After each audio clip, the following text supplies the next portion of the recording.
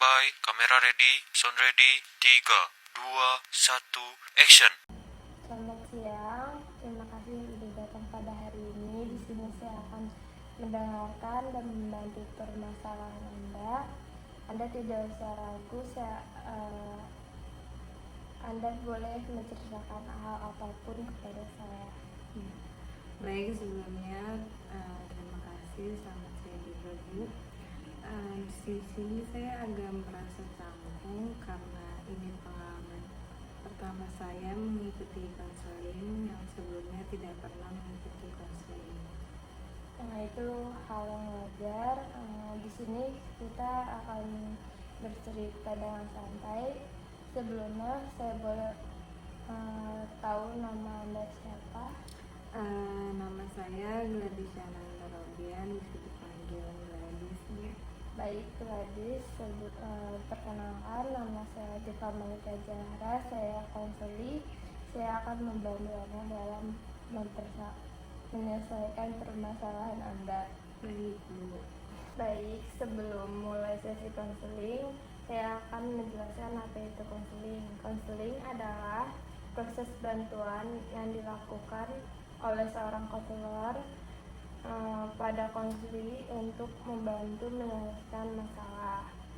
Adapun ada 4 asas, yaitu pertama ada asas keterbukaan, yang kedua ada asas kegiatan, yang ketiga ada asas kenormatifan, yang terakhir ada asas kerahasiaan. Asas kerahasiaan yang paling penting yaitu saya akan merahasiakan semua data diri Anda dan Anda tidak usah ragu untuk menceritakan apapun kepada saya.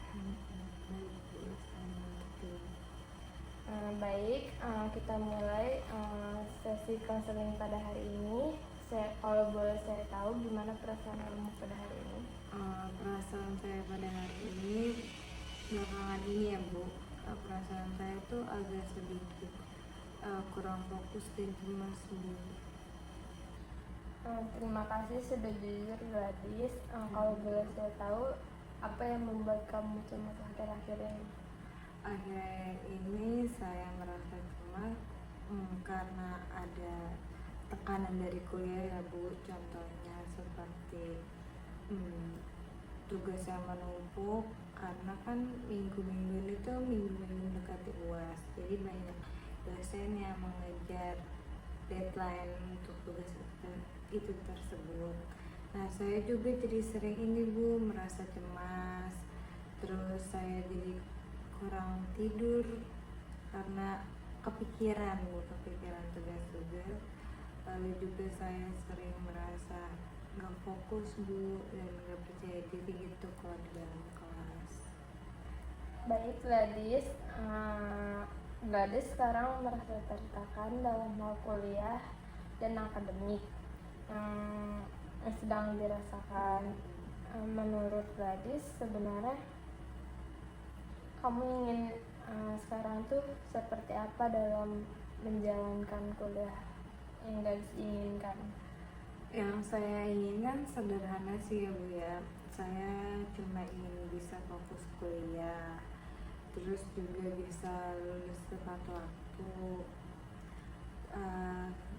Lalu saya juga ingin ini enggak merasa tertekan gitu dalam kuliahan atau pada saat ujian.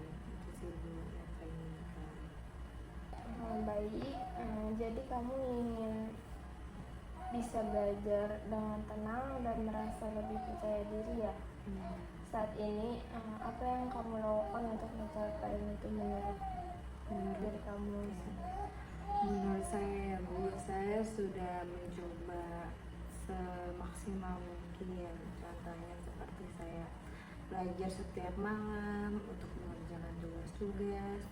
Terus juga kalau ada tugas kelompok itu saya selalu ikut serta dalam kelompok tersebut. Tapi ya Bu, setiap kali saya melihat nih atau mendengar teman yang sudah selesai mengerjakan tugas terlebih dahulu, saya jadi kayak panik gitu Bu. Terus juga kayak ngerasa ketinggalan. Baik, saya mengerti. Jadi kamu sudah berusaha tapi tetap merasa tertekan dan cemas karena membandingkan dirimu dengan orang lain ya. Iya betul banget Bu, saya jadi kayak mikir kenapa nggak bisa secepat mereka gitu Bu. Menurut kamu, apakah cara kamu yang sekarang belajar sambil membandingkan diri merasa panik membuat kamu untuk mencapai keinginan yang kamu inginkan itu? Kalau dipikir-pikir enggak sih ya Bu ya, yang ada tuh kayak nambah stres, jadi nggak maksimal juga belajarnya karena kepikiran terus. Baik Radis, jadi kita bisa simpulkan bahwa kebiasaan membandingkan diri dengan orang lain justru membuat kamu semakin cemas ya.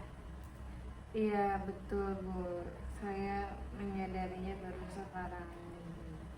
Bagus, kamu mulai sadar sekarang apa rencana yang bisa kamu buat untuk membantu diri kamu mengurangi kecemasan dan lebih fokus pada belajar. Mungkin yang saya akan lakukan saat ini ya Bu, membuat jadwal pelajaran yang realistis dan juga sedikit mengurangi apa sih namanya, penggunaan media sosial ya Bu, karena itu juga sangat berpengaruh terhadap diri saya karena suka membandingkan diri saya tersebut karena melihat media sosial tersebut. Bagus, kamu mulai sadar sekarang apa rencana kamu yang bisa kamu lakukan untuk membantu diri kamu mengurangi kecemasan dan lebih fokus pada belajar. Mungkin saat ini yang saya akan lakukan ini ya Bu, membuat jadwal pelajaran yang realistis aja. Terus juga saya akan membatasi diri dalam menggunakan media sosial. Karena ya Bu, kalau kita melihat media sosial gitu atas pencapaian orang, jadi kita ngebandingin diri kita terus Bu. Itu ide bagus. Selain itu, menurut kamu bagaimana kalau setiap hari kamu tulis 3 hal yang sudah kamu lakukan pada hari ini, dan lalu supaya kamu bisa melihat kemajuan pada diri kamu sendiri. Boleh juga sih itu Bu, karena juga kan saya jadi bisa lebih menghargai diri saya sendiri dan usaha saya sendiri juga. Betul sekali. Sekarang kita sepakati, jadi kamu setiap harinya sekarang menulis kegiatan kamu yang sudah kamu lakukan agar bisa melihat apa yang sudah kamu pencapaian di setiap harinya.